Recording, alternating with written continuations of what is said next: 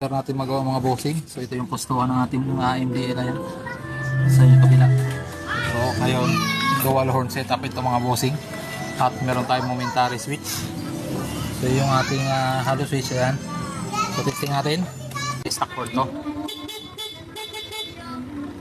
Then pag pinindot natin to, so ilaw yan, loud horn na siya.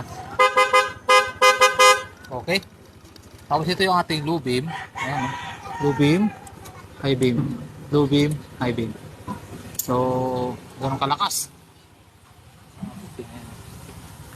So, ayun. So, ito siya mga bossing. Ating momentary switch mga bossing. Ayan. So, ayan o. So, ang kagandahan nito, kapag naka low beam, may passing pa tayo. Ayan o. Okay, pag naka high beam naman, ay may passing pa din.